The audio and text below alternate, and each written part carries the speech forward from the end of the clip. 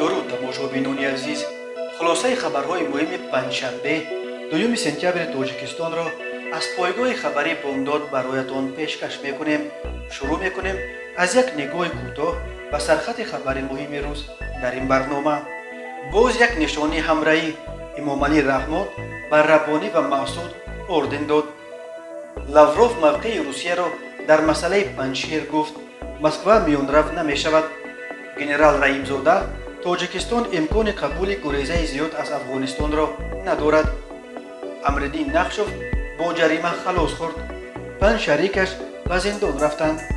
آمار بی‌منطقی وزارت در یک روز 32 کس بیمار شد تا شام فقط 16 بیمار ماند. صحبت میلیونر تاجیک رحیم غرمی از گپ مردم سخت علم میکند. ماجرای خونین در پتربورگ جمشید ریحانه را برای 20,000 روبل کشت. هلاکت 2 پیادهگر در 2 صدمه در دوشنبه و خراسان. گنرال سوراب قاسموف میفهمی ما مردم خودمان را میکشتیم. و اکنون تفصیلات خبرها.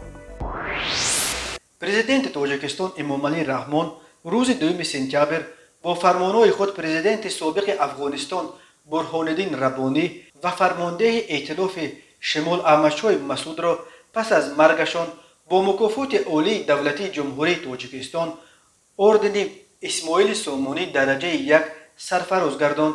جایزه های عالی تاجیکستان به این دو شخصیت شناخته افغانستان در آستانه سالگرد 20مین قتل احمدشاه مسعود و سالگرد 10مین قتل ربانی و همچنین در حال صورت گرفت که اکثر قلمرو افغانستان اولو تحت تصرف جنگجویان طالبان قرار گرفته. در دره پنجشیر تحت فرمانده احمد مسعود فرزند احمدشاه مسعود جبهه مقاومت ضد طالبان شکل گرفته ایستاده است. تاجیکستان در حال حاضر از انگشت شمار کشورهایی است که با صراحت از تاجیک‌های افغانستان حمایت میکند. امامعلی رحمان هفته گذشته به وزیر خارجه پاکستان شاه محمود قریشی قطعاً اظهار داشت که تاجیکان افغانستان باید در حکومت آینده آن کشور جایگاه شایسته داشته باشند.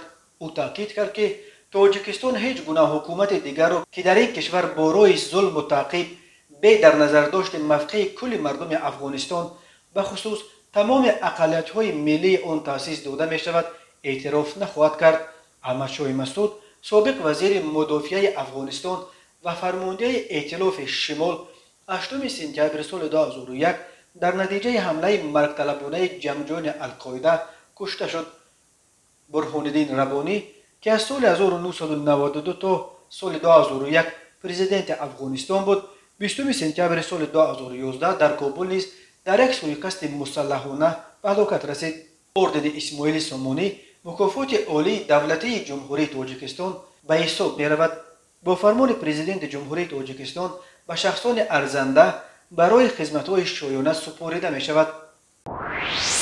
سرگئی لاوروف وزیر کارهای خارجه روسیه روز 2 سپتامبر در اکاترینبورگ موقع مسکو در مسئله نیروهای مقاومت ضد طالبان در دره پنجشیر را روشن کرد.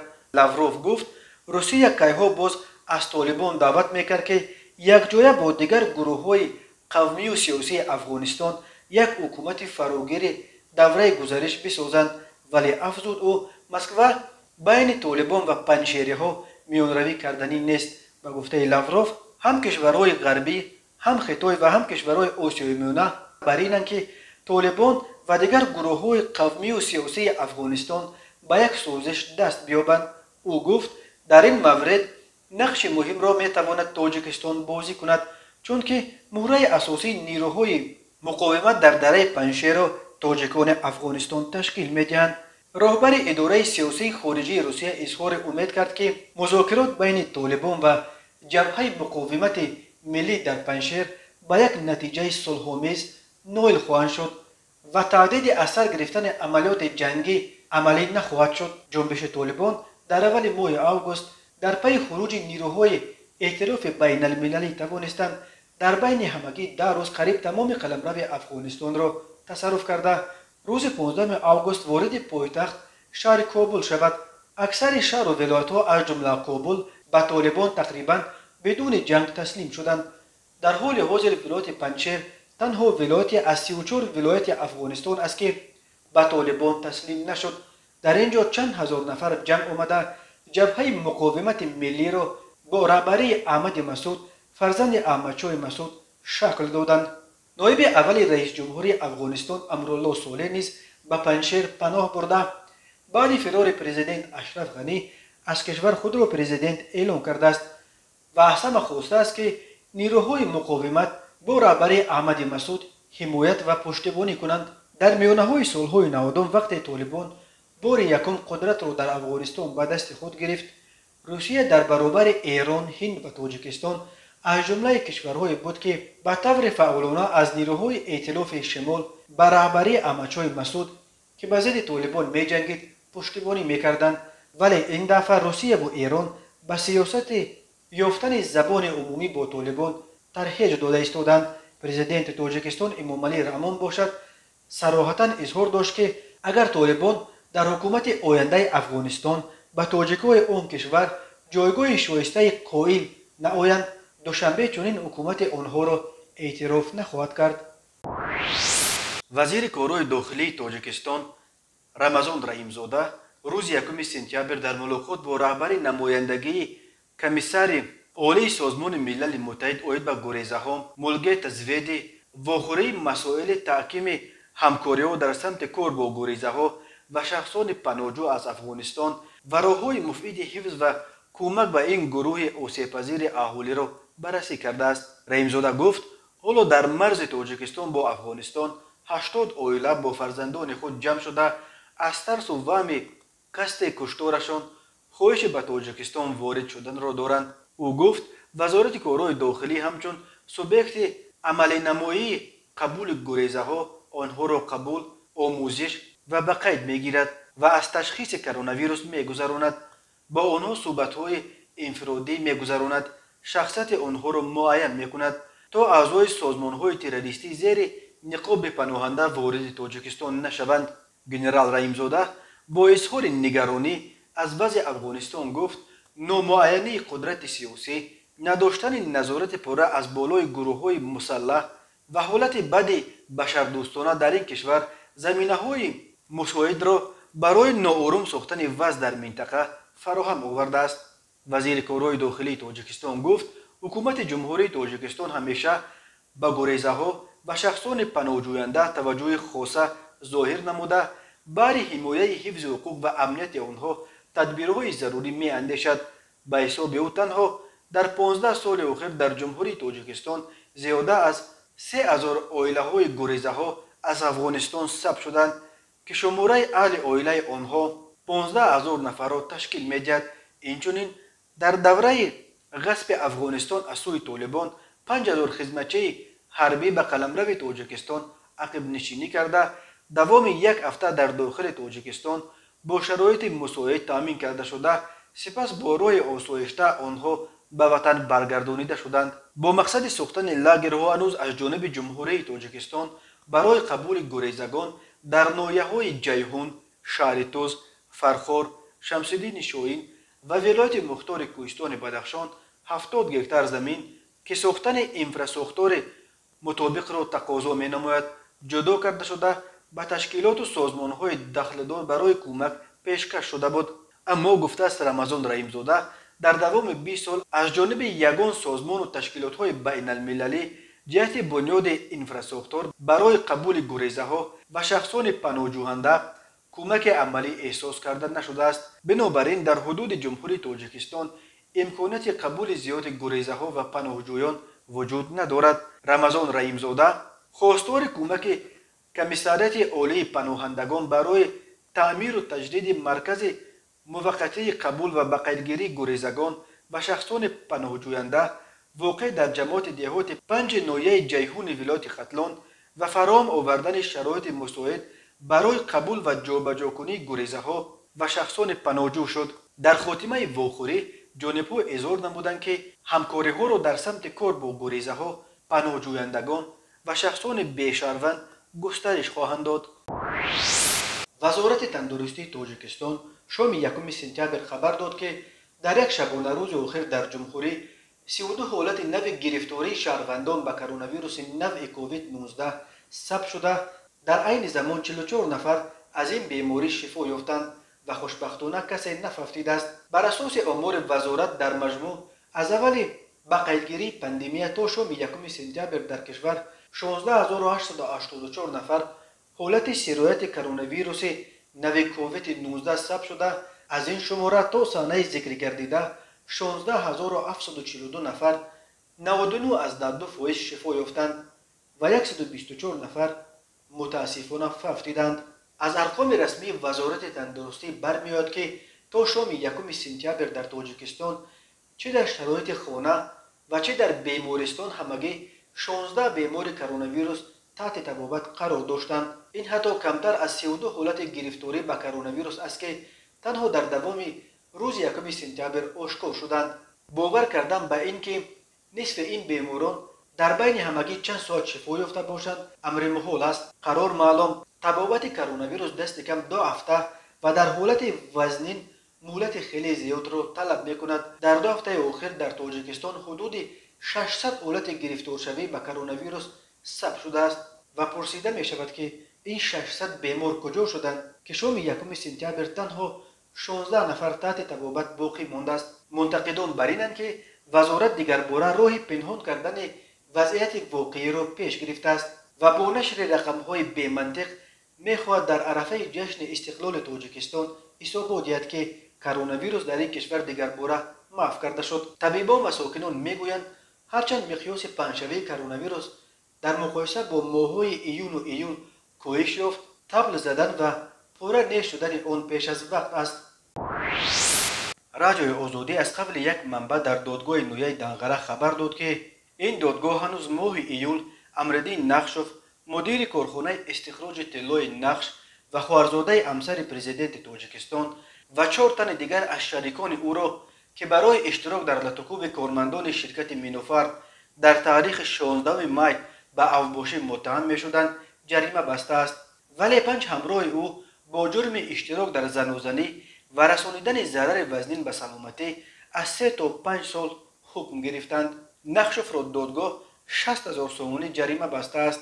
پرونده نقشوف بر اساس بند 2 ماده 237 کودکس جنایی تحقیق شد که اون از 60 تا 120,000 سومانی جریمه یا تا 5 سال زندان را پیش بینی میکرد. مقامات گفته بودند امردین نقشوف پس از زنوزنی فرار کرده است، اما پس از 10 روز حادثه 27 می وزارت کارهای داخلی خبر داد که او با خواهش خود به شعبه کارهای داخلی نویه دنقره آمده تسلیم شده است.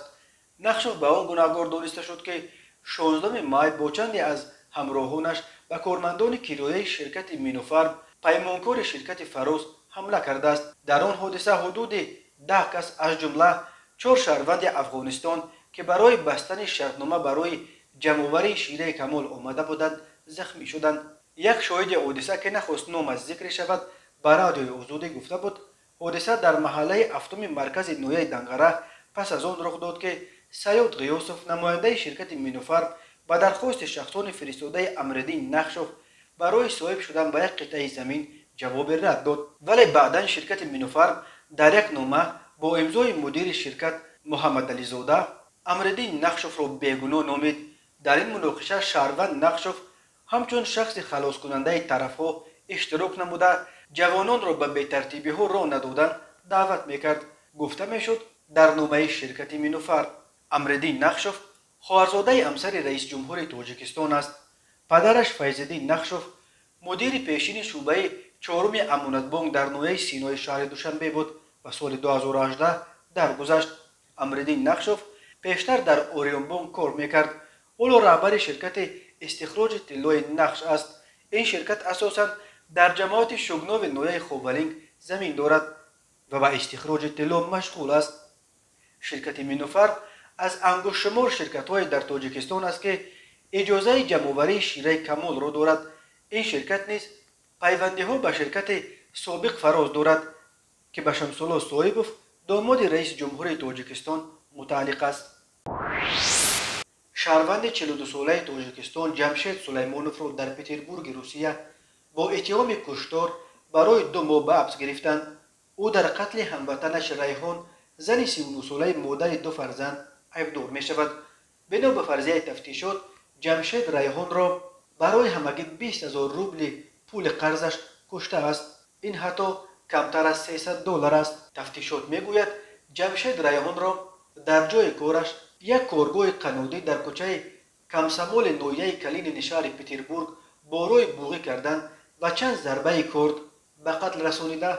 سپس به فرودگاه رفته است تا به تاجیکستان فرار کند و از جوابگری گریزد، ولی مقامات توسط ثبت ویدیو کامراهای نظارتی و تلفن موبیلیش که هنگام کشتن ریحان در جای حادثه از دستش افتاده شکسته است، شخصیت قاتل را خیلی زود معاین کردند و جمشید را زمانی دستگیر کردند که از فرودگاه پولکوی پتربورگ الکی به مسکو پرواز کرده اکنون در فرودگاه مسکو برای پرواز نهایی به تاجیکستان آمادگی میدید. به سلیمانوف بر اساس ماده 105 کودکس جنایتی روسیه تا 20 سال زندان تهدید میکند. او دیگر سالهای نزدیک تاجیکستان را نخواهد دید. دادگاه نویه کلینین اخیرا جمشید سلیمانوف را برای 2 ماه به حبس گرفت. به او برای قتل مادر 2 فرزند تا 20 سال زندان تهدید میکند.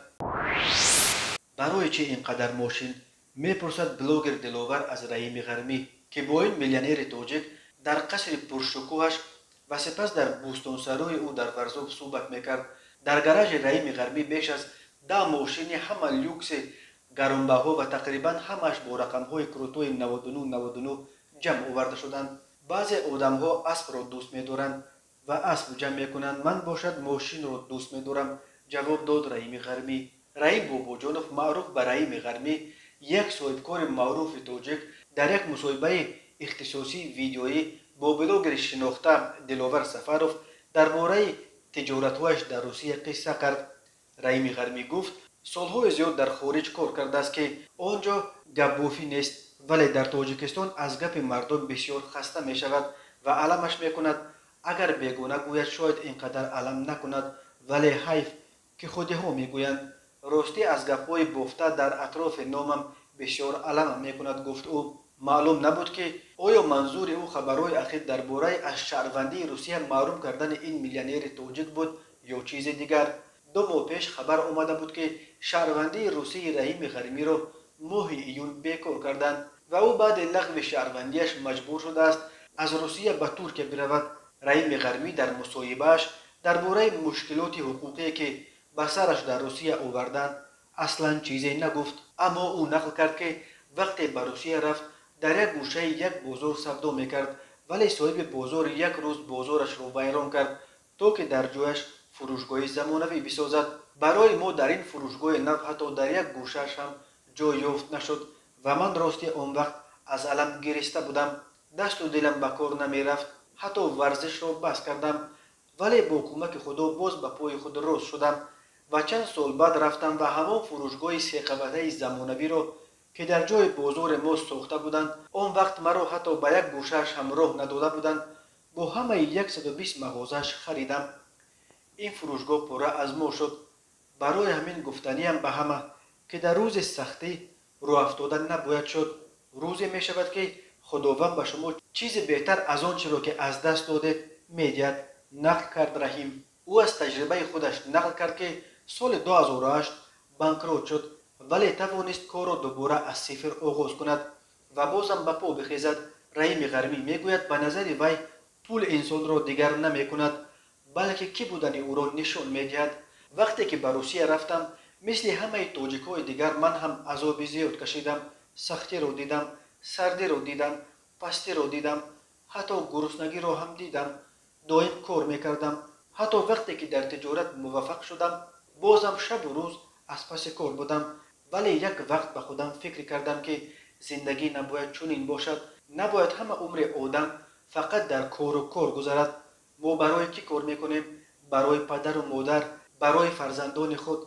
و من به خودم تصمیم گرفتم که وقت خود را تقسیم کنم. امروز من بسیار وقت خود را در پیش پدر و مادر، در پیش زن و فرزندان میگذرانم، میگوید او. دلاور سفروف از رحیم غرمی پرسید که شما از پس پول میدوید یا پول از پس شما؟ رحیم غرمی در پاسخ تبسم کرده و این مسئله را آورد. روز گربچه با دم خود بازی میکرد، دور میزد تا دم خود را بقپد، اما هرچند صورت خود را تیزتر میکرد به دمش رسیدن نمیتواند.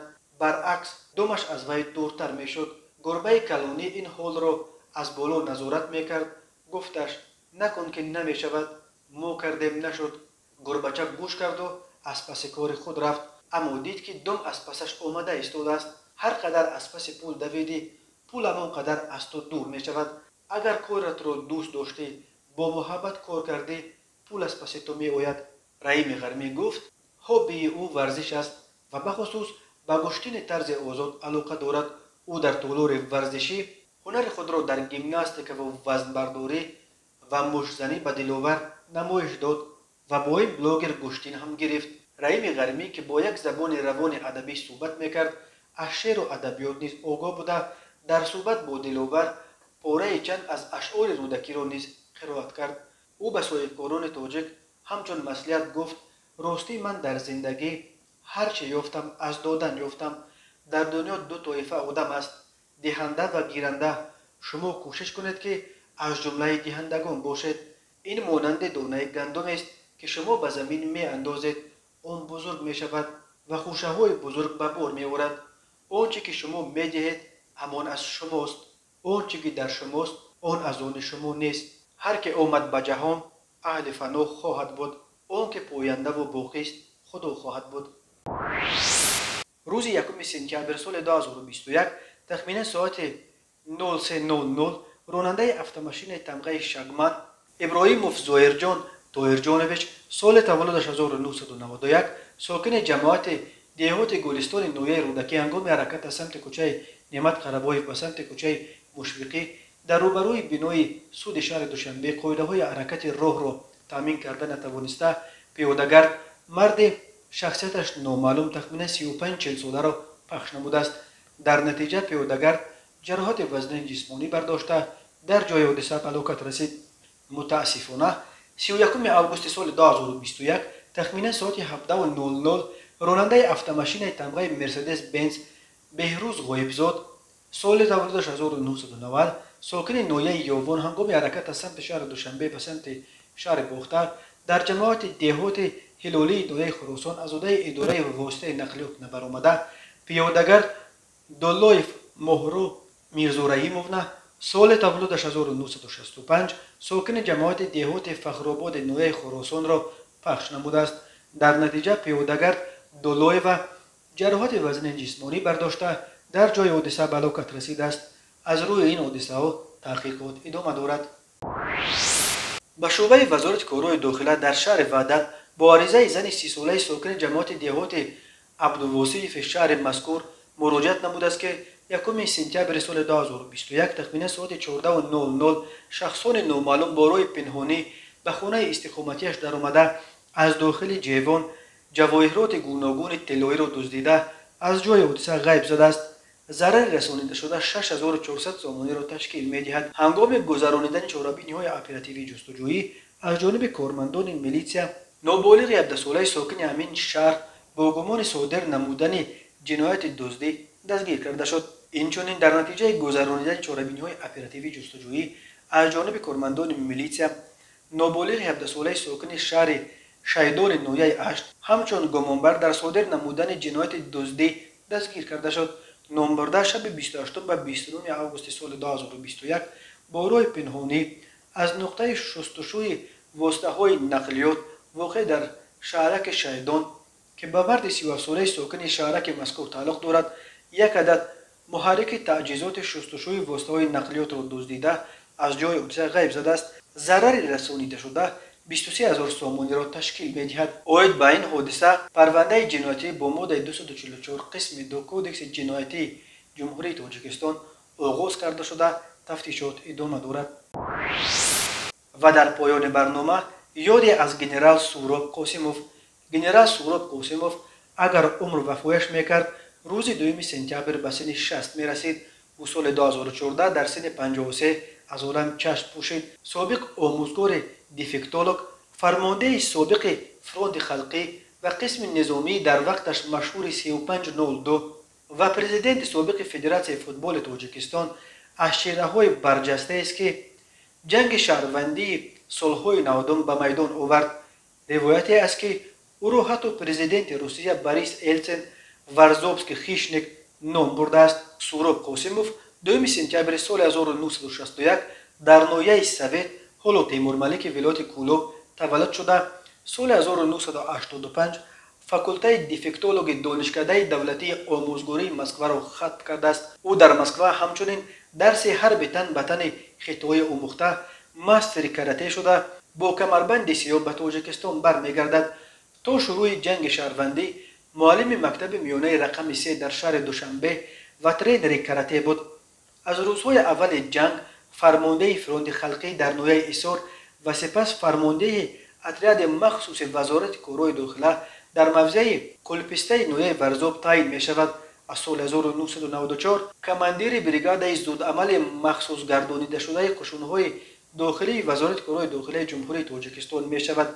дар саркӯб кардани ошӯбҳои Маҳмуд Худойбердиев, Ёқуб Салим, Ибод Бойматови Регарӣ набардҳо бо нирӯҳои мухолифини Суроб бевосита даст дошт. Суроб Қосимов дар даврони ҷанги гражданӣ аз шинохтатарин ҷангсолорон буд. Борис Елсин дар Москва дар гуфтугӯи сулҳомези тарафҳои даргири тоҷик ки бо фармондеҳону гуфтугӯгузоркунандагон вохӯрда шинос мешуд, назди ҳар як андаке таваққуф мекарду мегузашт. аммо чун навбат ба генерал Қосимов мерасад, дасти ӯро фишурда мегӯяд: вот ты какой варзобский хищник. вале қисми низомии Суроб бо беспределии кули Саъдӣ командиру Мустафо Тағоев ва дигар байвикҳояш низ ном бароварда буд. дар Душанбе хонае набуд ки аз ситами байвикҳои қисми низомии 3502 ба дод наомада бошад. 23 феврали соли 2007 генерал Суроб Қосимов аз мақоми фармондаи бригадаи алоҳидаи оперативӣ ва зудамали вазорати корҳои дохилии ҷумҳурии Тоҷикистон истеъфо дода ба кори мулкӣ гузашт. ба ҷои ӯ полковник Хуршед Маҳмадчоев муовини Қосимов таъин шуд. худи Суроб дар бораи истеъфояш гуфта буд ки ҳам то монда шудам ва мехоҳам барои ватани худ дар мартабаи баланди байналмилалӣ садри Федератсияи футбол хизмат кунам. дар авоили солҳои 2012 курсии Федератсияи футболи Тоҷикистон ба Рустами Эмомалӣ писари президент дода шуд. Суроб Қосимов аз як фармондаи оштинопазири фронти халқӣ ба тадриҷ ба як генерали ҷангида ва таҷрибаандӯхтае таҳаввул кард ки дар поёни умраш аз нақши худ дар ҷанги шаҳрвандӣ шарм медошт ва эътироф мекард ки мо мардуми худамонро мекуштем. тамошобинони азиз, ин буд муруре ба хулосаи чанд хабари муҳими имрӯзи Тоҷикистон. хабару гузоришҳои бештар аз Тоҷикистон ва дар бораи Тоҷикистону атрофи онро дар сомонаи пойгоҳи хабарии Бомдод дар ин нишона пайгирӣ намоед: www.bomdod.com. хуш бошед.